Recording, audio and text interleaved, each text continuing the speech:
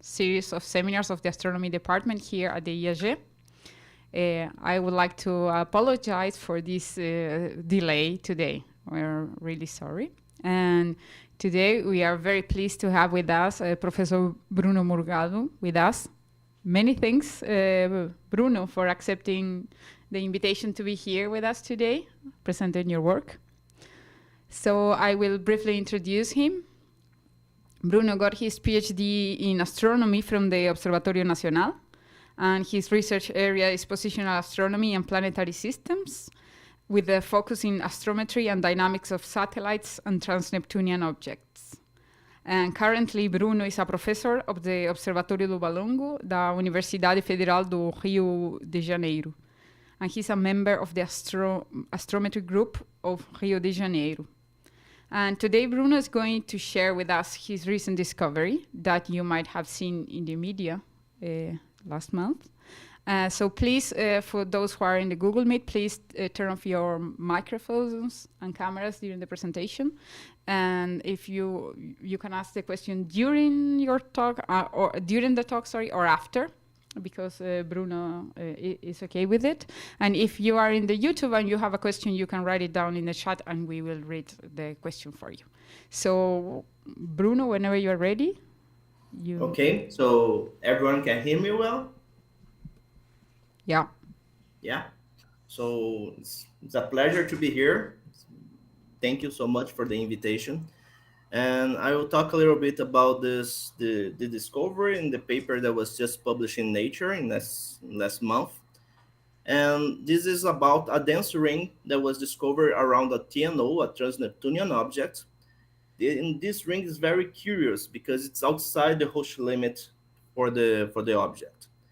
One thing that I have to start saying that is this is not a one-man work. I need a lot of collaboration to be able to do this project, not only because of the observational challenges, but also to better understand it. So I'm very thankful for this great collaboration that was able to get these results. So let's go. So first I have to say that the I'm doing a part of a project that is not only aiming to observe these objects. So we are not aiming to observe only Quaoar.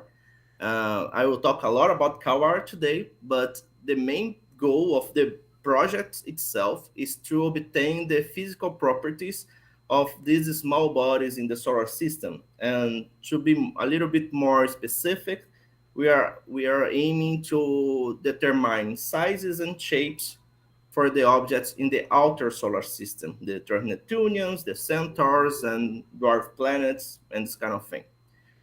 And this is interesting, this is important, because we want to constrain the solar system history. We need to better understand these objects to get their physical parameters, so we can compare the observational data with some modelings to be able to really see how we are as we are, how the solar system is like it is. So at the end of the day, our main goal is to better understand the history of the solar system. But this project is about Quaoar itself. So who is Quaoar? Quaoar then is an object that is classified as a cubewano. It is orbiting the sun at about 43 astronomical units. This is a little bit further away than Pluto. And it is one of the big TNOs. He has a size that is about half Pluto radius. So it's a very large object, okay? And it has a satellite. The name of the satellite is Weywot. And with these satellites, we are able to estimate the mass of Quaoar itself, the mass of the system. So with these satellites and Kepler third law, we are able to get the mass of the system. And also Quaoar, we can observe the rotation of Quaoar, and it has two possibilities for the period. One is about 8 hours, the other one is about 17 hours. And one results the double of the other, and it's depending on the model of the light curve, or how the light curve is. Because if it is a double peak, it's more likely due to to the 3D shape of the object, it would be a 17 hours light curve. Okay, and why should we care about Quaoar? So Quaoar is a dwarf planet candidate. It was discovered in 2002, so a little more than 20 years right now, and it is a dwarf planet candidate. And to be able to say if the Quaoar is a dwarf planet or not, we need to better understand its 3D shape, because if it is in hydrodynamical equilibrium, then it may be a dwarf planet.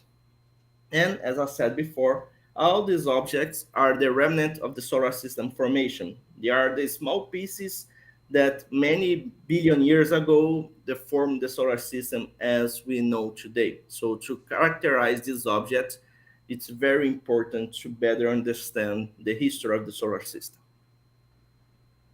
Okay, so let me talk a little bit about how we do this research, how we observe Quaoar, how we get this information. So one thing that I have to start saying that to observe these small objects, this is not something that we can easily done.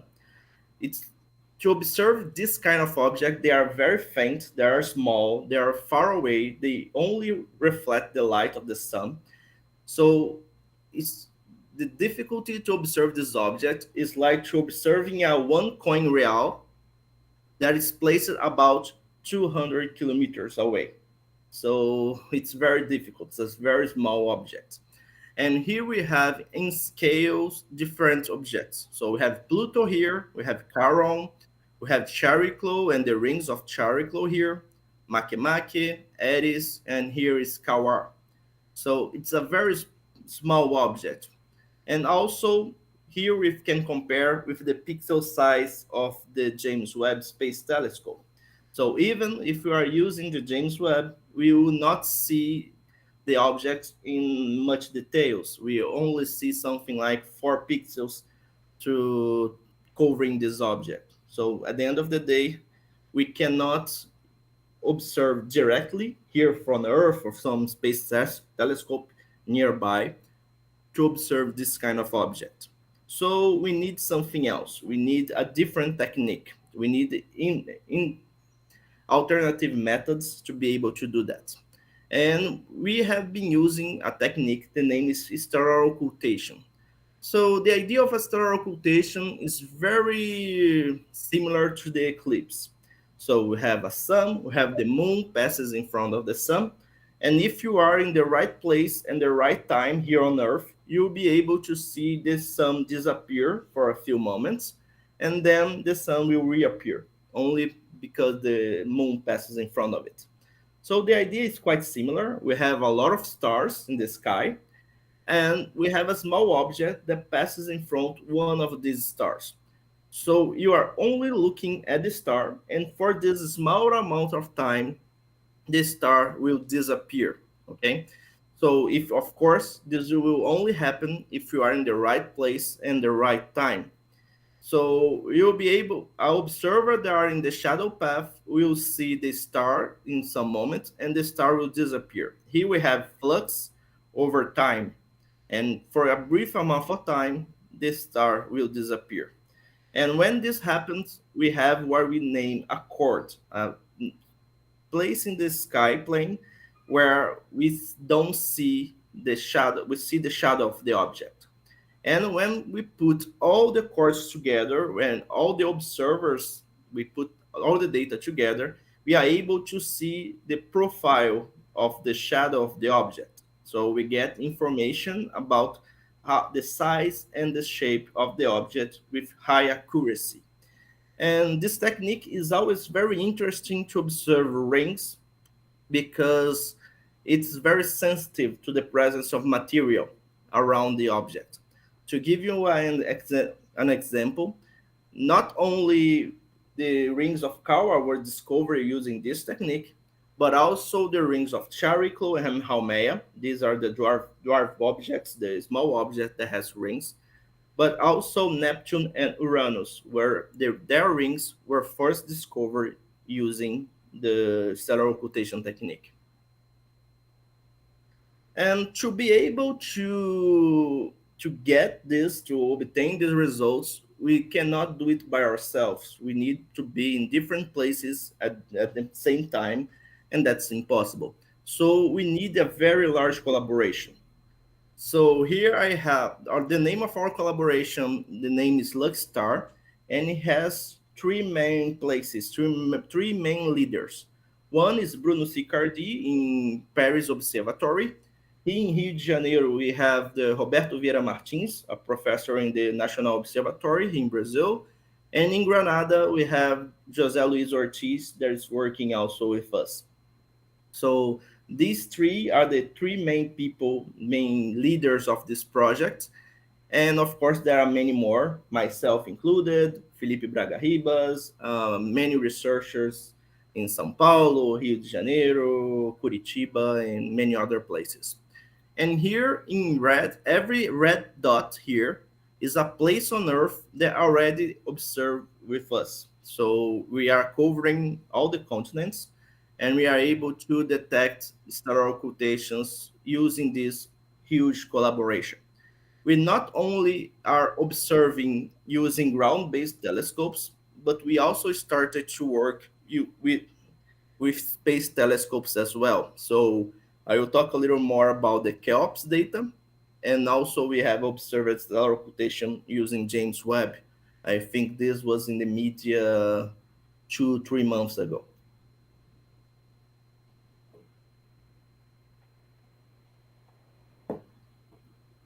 Okay, and this is a very huge collaborative effort. At the end of the day, we need to be participating in search of in this large entrepreneur to be able to get these observations. So, for one side, we have the citizen astronomers. These are people that live nearby the area and have telescopes that put their telescopes in the backyard and just observe these events and send us the data.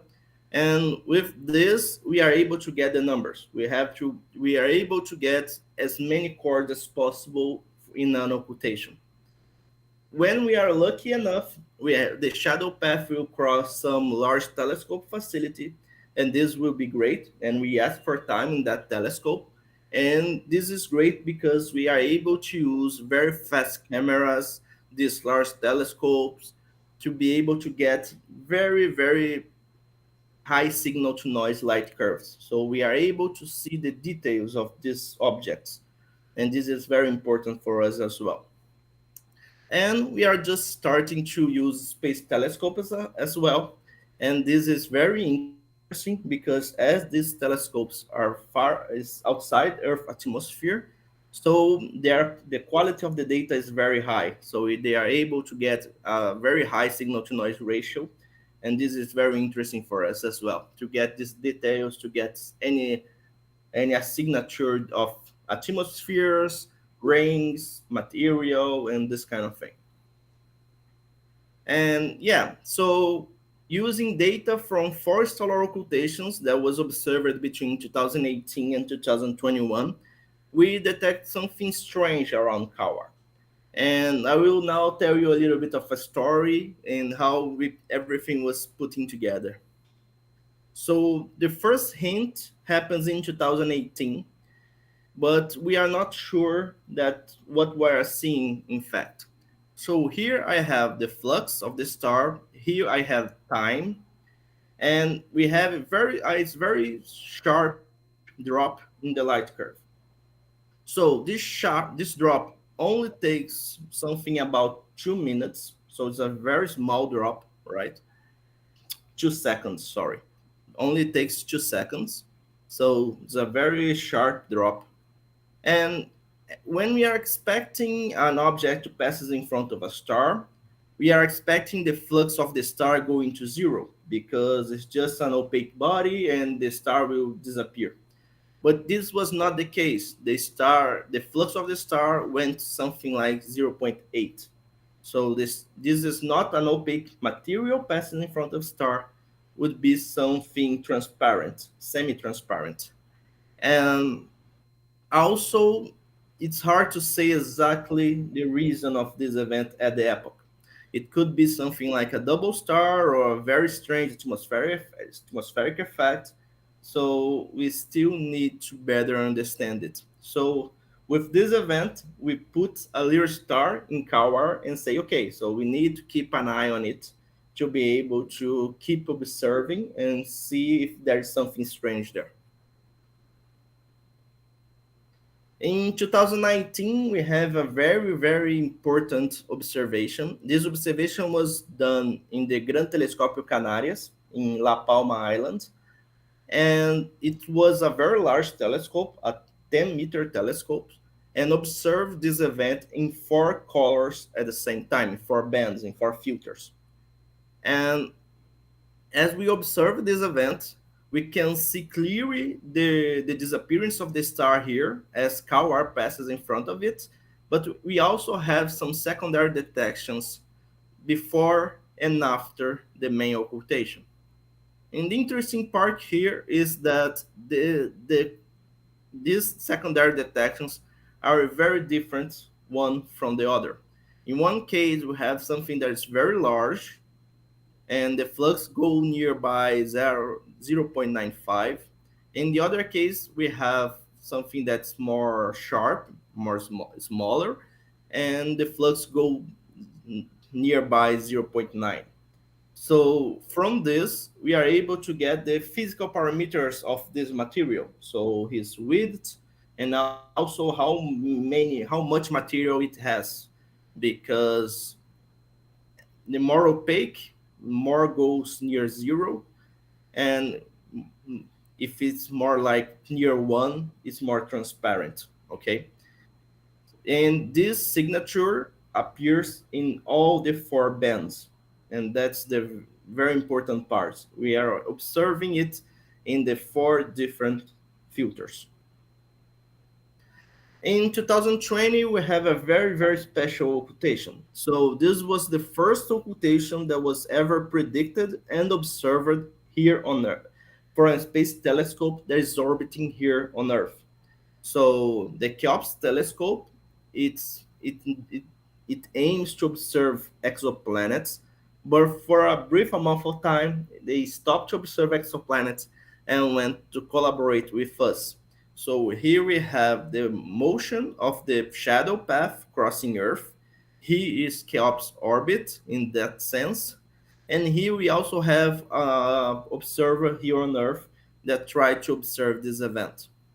All of this is published in a paper that I published in 2022 in Astronomical Astrophysics, and it was very interesting because it was the first of its kind. It was the first stellar occultation that we get from a space telescope here on Earth, orbiting Earth. And of course, was also a very interesting thing, and that we keep in mind. And with this technique, we are able to ask for time also in James Webb and observe a stellar occultation in James Webb. So here is the light curve of the Cheops. So as I said before, we have a very, very high signal to noise ratio. So here we have in red is the model that we fit, and in black is the observed. So when we look at the zooms here, we can see the difference between the model and the light curve. But here with this scale, we are not seeing anything because it's just a straight line. That's very interesting. So this is the quality of the data. And we have also these detections of material just before and after the main body. Okay. In 2021, we have another very interesting thing. Three observers in Australia were able to see a very clear detection, a very small detection of only 5 kilometers in the sky plane, but something very dense, something the flux of the star go near zero. And it was not caused by Quaoar. It really was caused by the object, by something around Quaoar. And this was done by three observers. Here I'm showing only two of them. And this was something that was the suggest to us the presence of an arc of material around Quaoar. Okay, and it was very clear detections. And in the other side, we don't see anything within the noise of these light curves. So we are only seeing in one side of the quartz. Of course, the detections that I have showed before that goes near 0.9, 0.95 will not appear here, will be within the noise. So at the end of the day, we cannot say that there's nothing here, but it's nothing clear. We cannot detect anything here.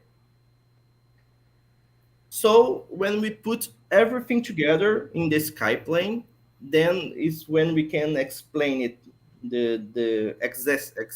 how this material takes place. So when we put everything together, we see that we can explain this material as a ring around Quaoar, because all the detections shows a very clear here and fits very well as a circular ring around Quaoar. Of course, here we are seeing an ellipse, but this is only due to geometry, right? The ring is, as first approximation, the ring is circular. And that was the discovery itself. So we are able to get us to see a ring around Quaoar. And now we go a little bit on the science of what we know about it. So first,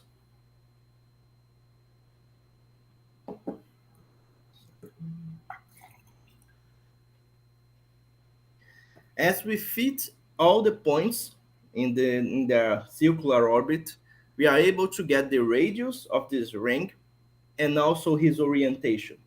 So we are able to see that the Quaoar ring has a radius of about 7.4 Quaoar radii. This is about 4,000 kilometers. And the pole orientation of this ring is the same as the orientation of Weywot's orbit. So also the ring and Weywot are possible coplanar. Okay. And when we see the detections itself, each one of them, we see that this ring is highly irregular. So we have some parts, they are very dense and very small, that's a very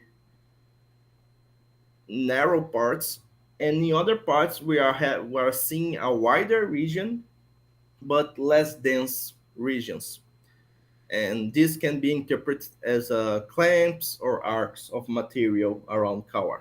Okay, so we can go further, and from the optical depth that we can calculate using the observations, we see that in fact the collisions are a key factor in the dynamic of this ring.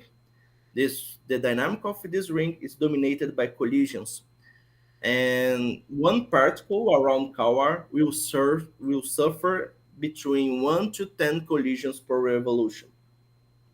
And also we can compute the mass of this ring, and it's something about 10 times 14. And if all this mass goes together in a single body, would be something like a sphere with a 5 kilometers radius. So all the mass of Quaoar ring will be inside this object. And one thing that was very interesting is the first question that I was asked when I showed to my group the possible material that we are still trying to interpret it at the epoch.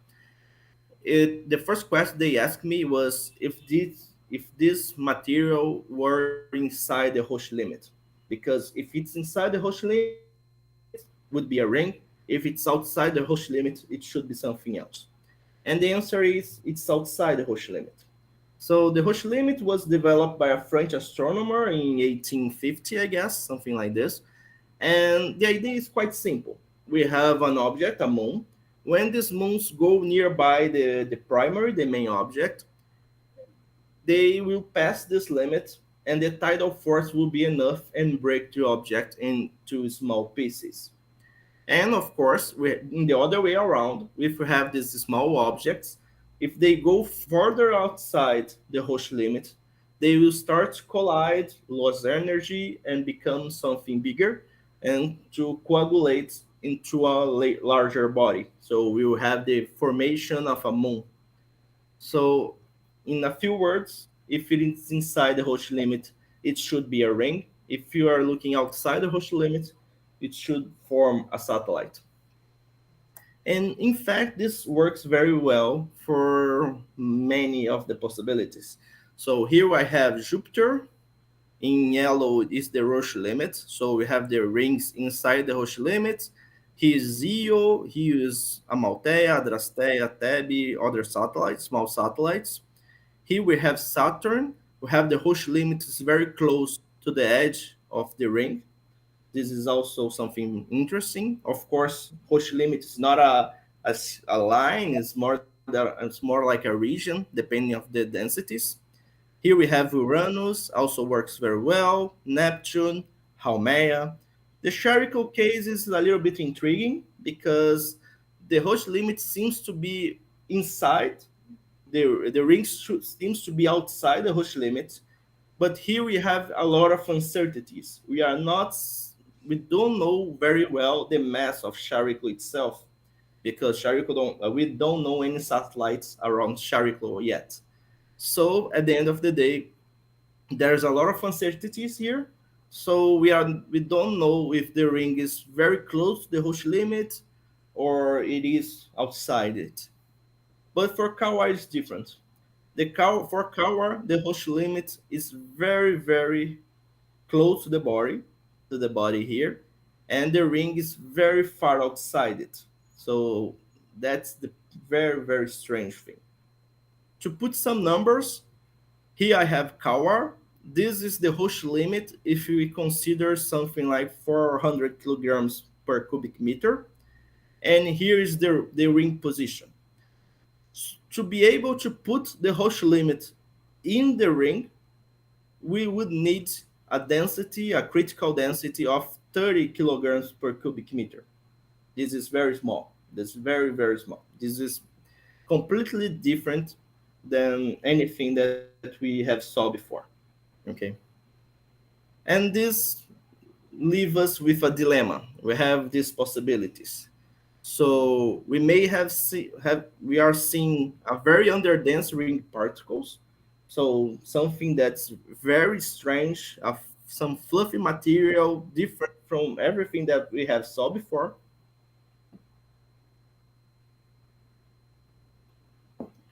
We may have we may be seeing a very young ring, in fact, a disk of material that is in this middle between the ring and the formation of the moon. So this ring is in transition and will become a moon in a very short time scale.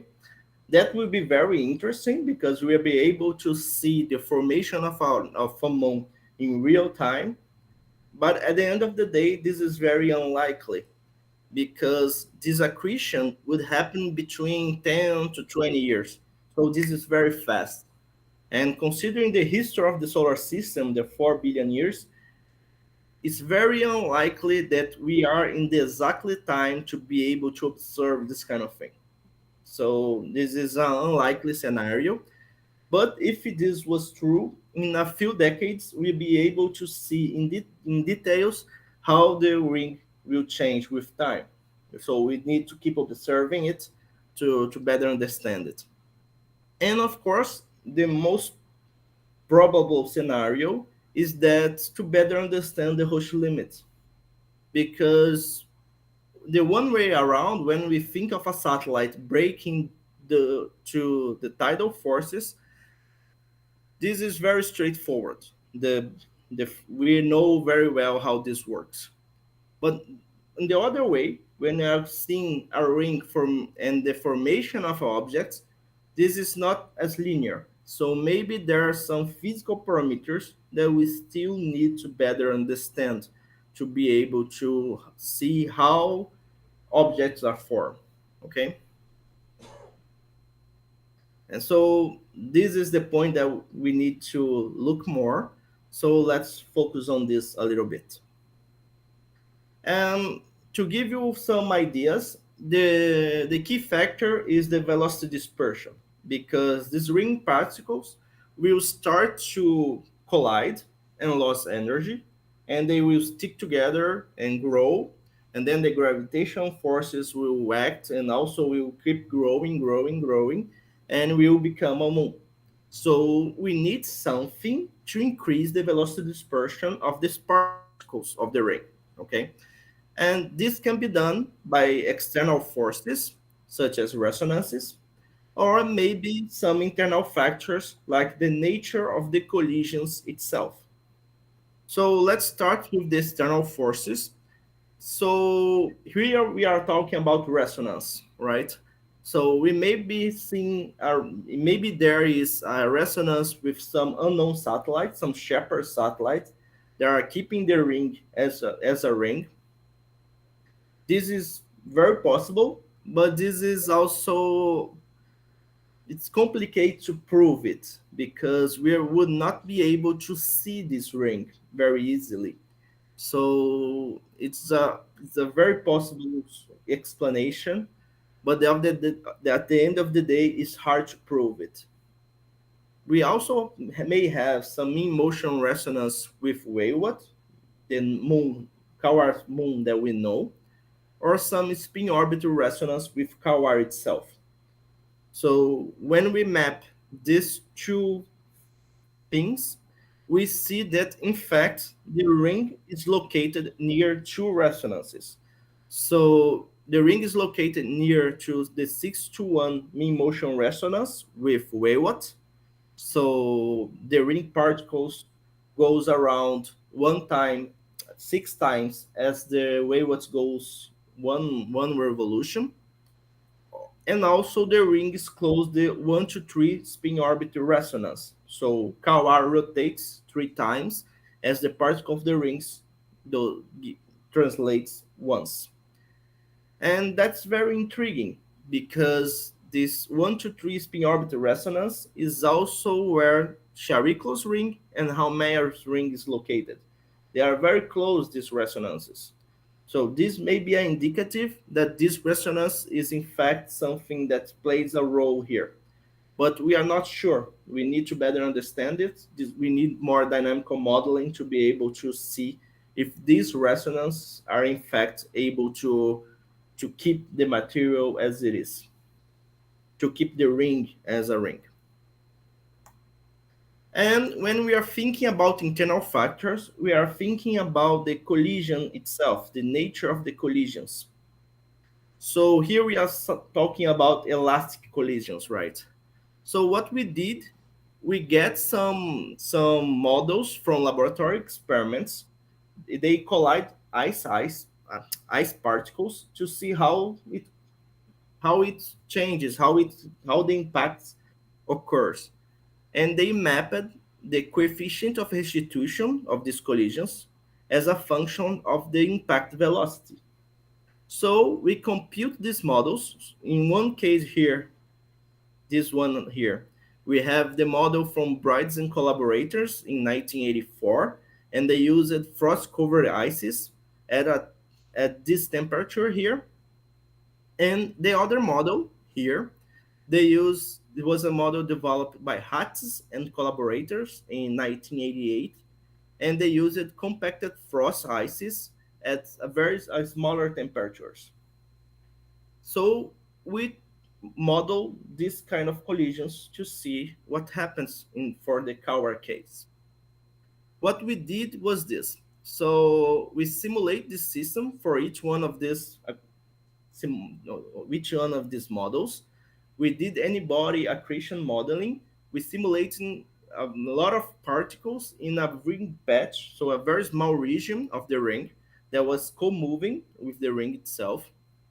And we simulated this for about 300 orbital periods. This is a few years time scale. All these simulations was done by Heikki Salo, a collaborator in Finland, and the idea is to see, depending of the density of the particles, they start to accrete. So for instance, here, when we are looking to this red region here, we are seeing the ring as a ring, the patch of a ring, a ring, a ring, a ring. And here we start to see the accretion of material. So the ring will start to grow. And we are looking at this. We are searching for when the accretion begins. And for each, if in what is the density that creates this, okay?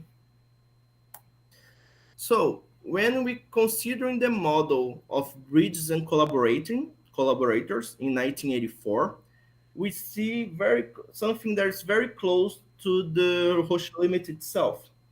So when we have densities of about 60 kilogram per cubic meter, we are still seeing the ring. The ring survives as it is. But if you increases the density a little bit, then we already start to accrete. And this cannot explain the Quaoar ring as we know it, because the density should be larger than this. The ring densities should be larger than this.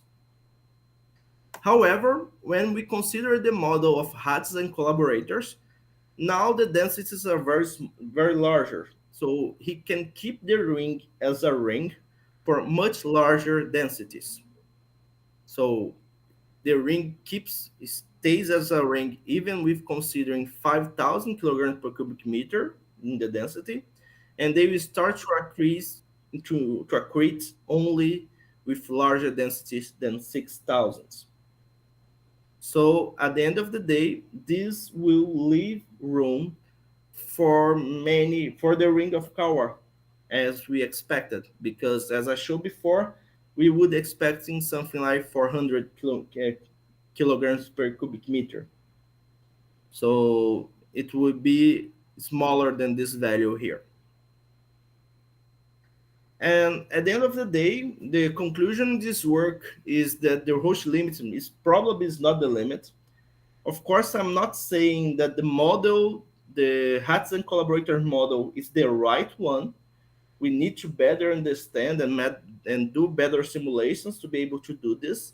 But the idea here is only to show that, in fact, there are models that can explain the ring as a ring as it is. And this is very interesting for us. But we still need to create and develop more simulations and better understand this. So we are seeing a ring, but we still have many questions to be answered. And just before I finish, one thing. So everything that I showed before, it is in the Nature paper, but we need something. We have something else. So in 2022, we had another occultation by Quaoar that crosses here Hawaii and the United States and Mexico. And this was a very interesting because we have very large telescopes here in Hawaii.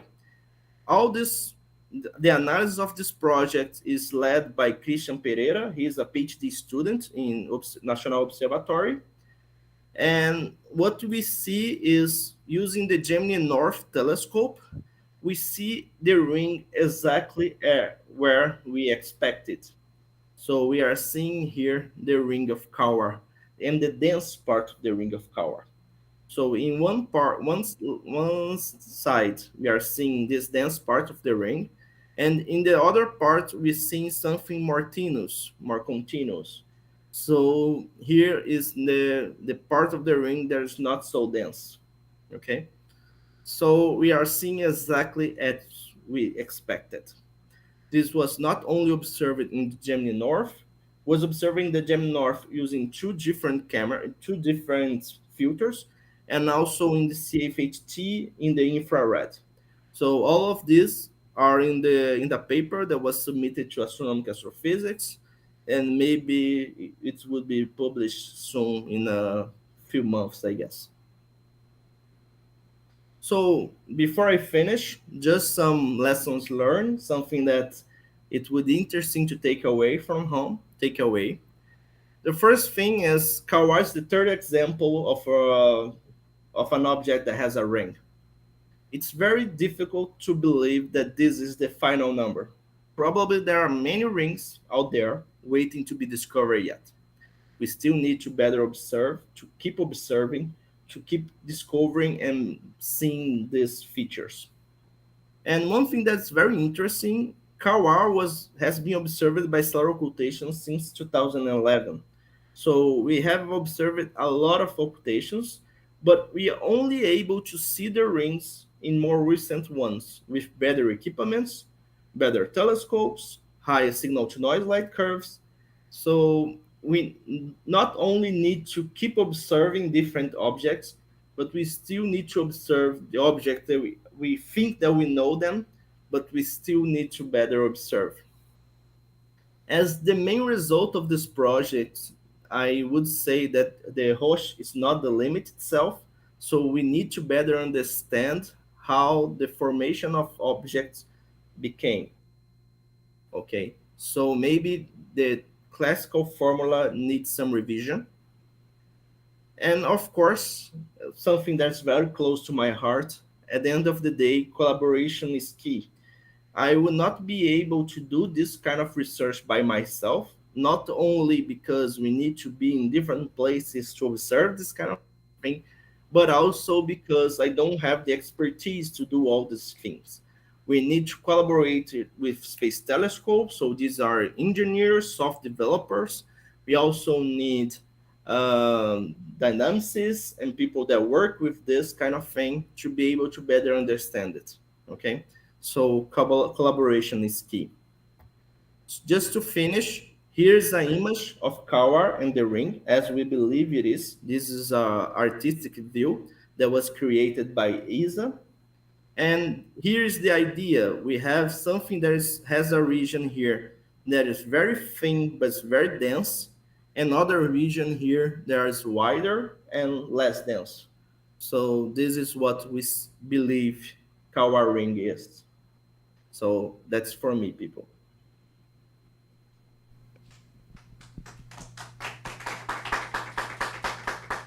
Thank you very much, Bruno, for this great talk.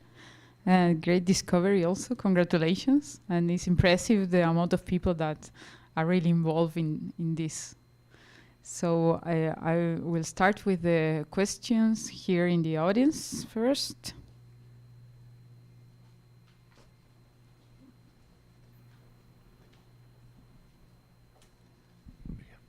Hi, Bruno. Wonderful work. Congratulations to you and to all people involved.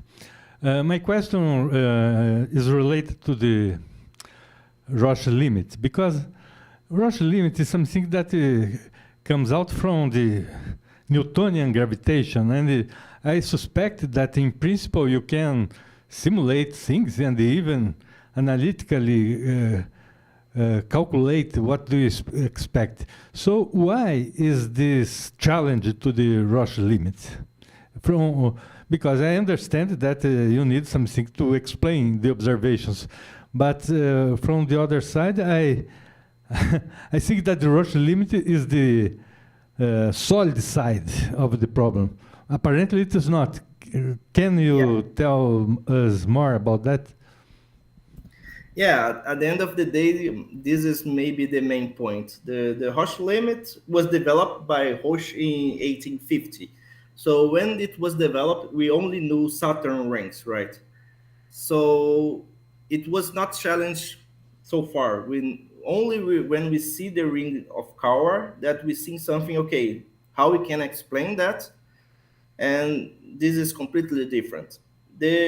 My personal idea is that when we are thinking about the destruction of a body and becoming a satellite, this is tidal force. That's very straightforward. But the formation of objects need to be better understood. Maybe there are some factors that we are not considering, and maybe the temperature is one of them, because the Roche limit works very well for Saturn. Maybe Quaoar, as a minor body that is further away in the solar system, maybe the temperatures there, the particles, works a little bit different. And we need to better understand this. We need to better to create more simulations and do more work on this. Okay, thank you.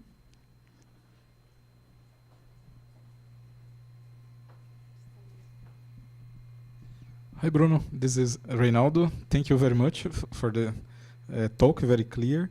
I would like to ask, just to confirm if I understood this process to estimate the collision frequency of the grains, that you said it comes from the optical depth.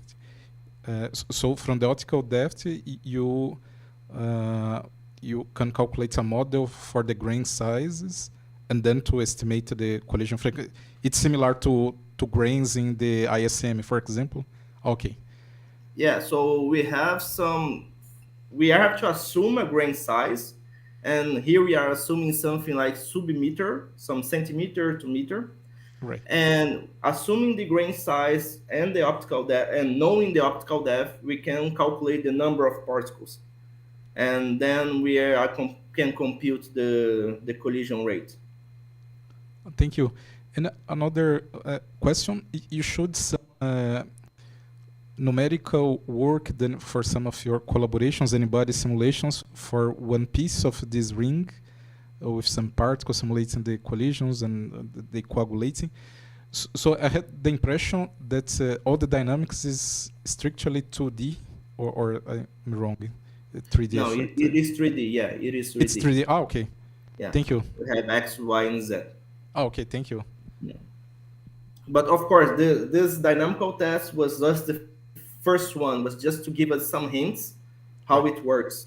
At the end of the day, we need not only to do this one patch of the ring, one small patch, Right. we need to integrate the entire ring and see everything.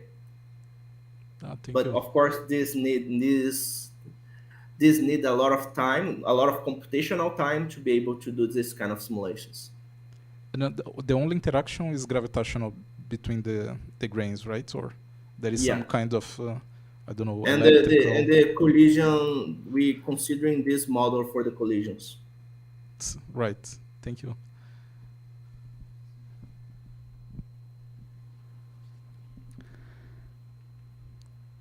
This is Jorge Melendez. I have a question regarding the observations.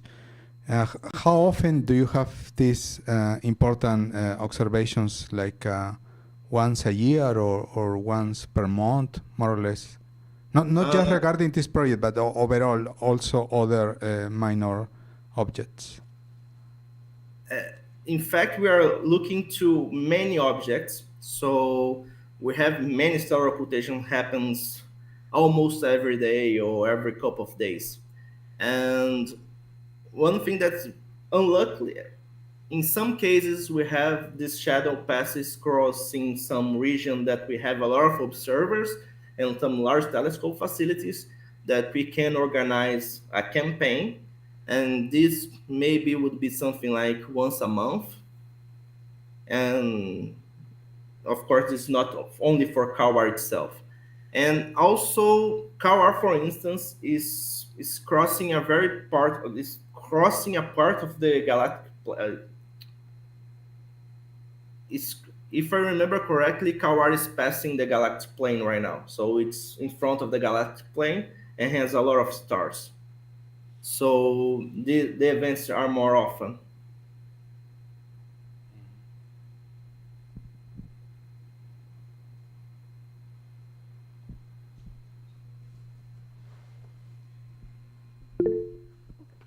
Hi, here is Camila.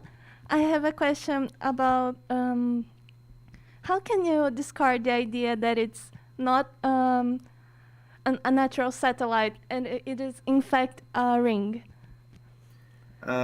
We are not able to discard this idea completely, but this is an unlikely scenario because the formation of a moon will happen will take something like 10 to 20 years.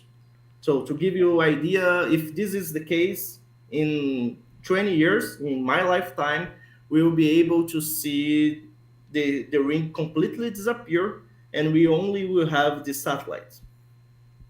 This would be very interesting, but as this scenario is only 10 to 20 years, it's very unlikely that we are lucky enough to be in this exactly period of time, unless that we have something that keeps the ring as a ring for more time, and that's the main goal here. So if we have or the collisions or the resonances or something like this that keeps the ring as a ring for more time, then maybe we'll see in hundreds of years, thousands of years, the formation of a moon.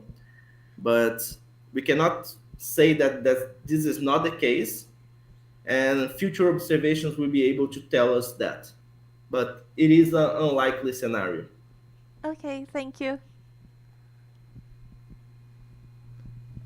Okay, I think Elizabeth, do you have a question there in the Google Meet? Actually, I was about to ask about this ring and satellite and this question of what makes really how to distinguish among these objects. Because in a broader concept, now we are talking, when we talk about, for instance, exoplanets and satellites, we cannot forget that we dismissed a decade ago Pluto as a planet from our own solar system, in the sense that it was it was an object that was caught and then it was disclassified as a planet. So the definitions of these objects, small objects, is getting. I mean, the concepts are more broader now, isn't that so? So, and then goes into the same question that Camila made. You know, how to know if this is not going to turn out into a satellite, or it will simply be, you know, completely evaporated, and then the ring won't be there anymore. And it's amazing that it's 20 years is nothing in astronomical time, right? So it was just, if you have any comment on this point, that this concept of a planet or small objects, how they are classified nowadays, you know, like giant planets or smaller objects, missing planet, failed planets, or so. What is your point of view on this? Yeah, so it's interesting that everything is very recent, right? So Quaoar was discovered only in 2002, 20 years ago. So LSST will be here in a few years, and we'll be able to discover many more objects. So only when we see all this picture, we will be able to better understand the solar system itself. We don't know very well yet, and this is very interesting. In my point of view, the Pluto case was just a reclassification, as we need to put some classification, because first we only knew Pluto, then we start to see many objects, and we have to choose between calling everyone a planet or giving some other classifications. And maybe this will happen again in a few years when we have many more objects and we just need to keep separating them into different groups to be able to understand it. For the ring itself, the first ring around the small body was discovered 10 years ago, in 2013, 2014. So this is something that is very recent. The second one was discovered in 2017. It was the Haumea case. And now in 2023, this discovery of a ring around Quaoar. So maybe in the near future, we'll be discovering many of other rings. And of course, one thing that we have to keep in mind that maybe we were not discovering rings outside the Roche limit because we are not looking at them, because we are only searching within where we expect them to be. So we need to keep looking in other directions to be able to see if there are many rings out there. And how this can contribute to the understanding of the solar system as a whole. Okay, thank you. Reinaldo? Bruno, it's Reinaldo again. I have a very short question. Maybe you told it during the talk and I missed it. The plane of this ring is aligned with the orbital plane of the satellite. Yeah. Okay, thank you. So maybe this is an indicative that the formation of both were the same. So we had some collisions. The material of these collisions became the ring and also became the Weywot, the satellite. But yeah. Thank you. Okay, I have a question myself regarding the stars that you use for the occultations. Do you have a special classification for these stars? Any star is good. How you choose which stars to keep? Let's say. At the end of the day, we need bright stars, because the bright stars we will limit the telescope size that we are able to observe this kind of event. We are only looking at the star, not at the object itself. Mm-hmm. So as bright as the star is, more telescopes can look at it. And of course, better will be the data and everything around this. These events are very short, so they take something like few seconds to a few minutes at most. So if it's a variable star or something like that, usually the variation will be on different time scale. So that's it was not a problem for us. So at the end of the day, the main point is the star needs to be bright. Mm-hmm. And we need to know the position of the star as well, of course, because we need to predict this event and be in the right place on Earth to observe it. And this was something that Gaia helped us a lot with the position of the stars. And yeah, I think. Do you need distance as well? Not really, because at the end of the day, the stars are just point sources. Mm-hmm. Of course, in some cases, the size of the star will matter if the star is too big, but usually the star is very small, and we use the distance to get the size of the star, but we can have it from Gaia, from other catalogs. Mm-hmm. Okay, thank you. So, is there another question? No? Okay, thank you, Bruno. Thank you very much for your talk and also for all this interaction. And, well, thank you very much. Thank you so much for the invitation. Okay, so there's nothing else. Let's give Bruno another applause. And thank you very much. And I think, Richard, we can cut the transmission in YouTube. So we're